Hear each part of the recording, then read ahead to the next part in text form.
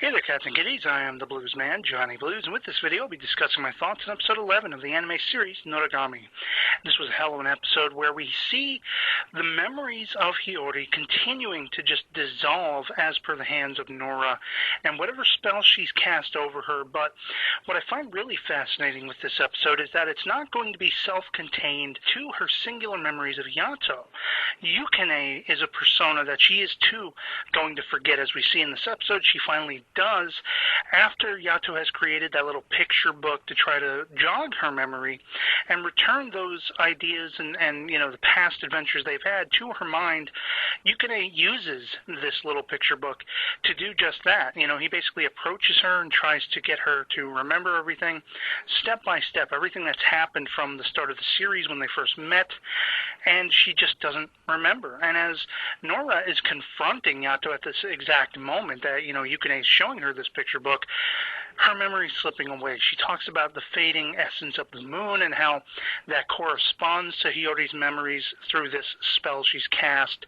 And it's just, heartbreaking to see Yukine's acknowledgement after completing telling her the story in the picture book, and her face goes blank and she's just sort of stunned, and she's like, does this belong to you? She just asked him for it. She remembered him well and true. But seconds later, she has no idea who he is. She has no idea what the picture book is. And Yukine runs off, and he's just sobbing.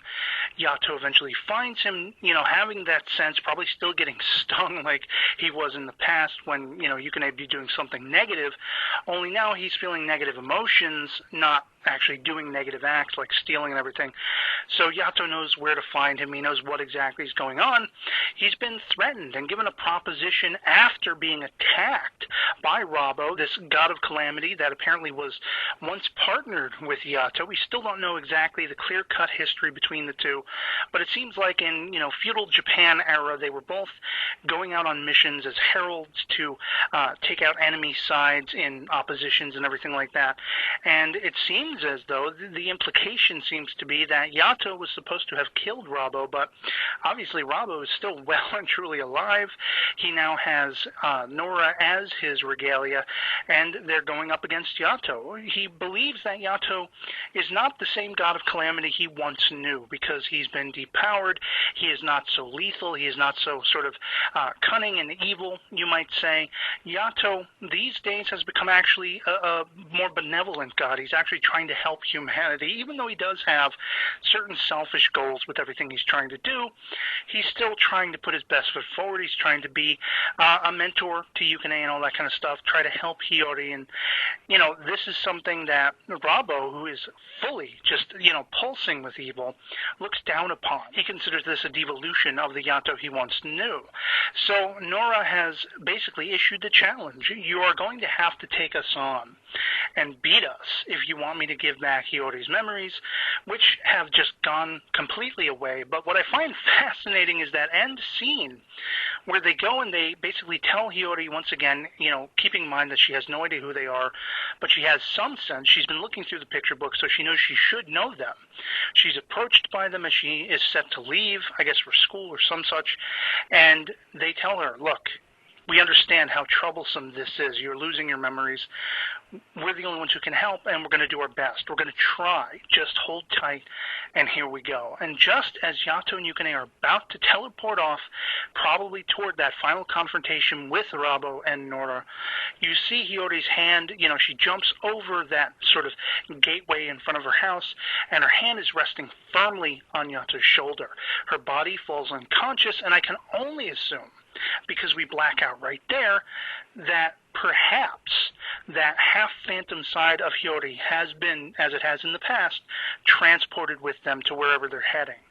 Now the question remains, will her memory be intact, or will she sort of be going through this all from scratch, being a half-phantom and not realizing what's going on and everything like that? Something tells me, because we're entering the final phase of this series in the next episode, maybe she'll remember, and maybe it won't have to be as daring a fight, but it will have to be a fight to the bitter end in any case, because as long as Rabo and Nora are around, they will not be kept silent. They will continue to stir trouble, and Yato has no choice but to take them on once and for all. So I can't wait to see where the series goes in its final episode. One thing I want to note personally, I find it absolutely fascinating that Yato wants to become rich, wants to become famous, wants to become this well-known god, and he has this brilliant artistic talent.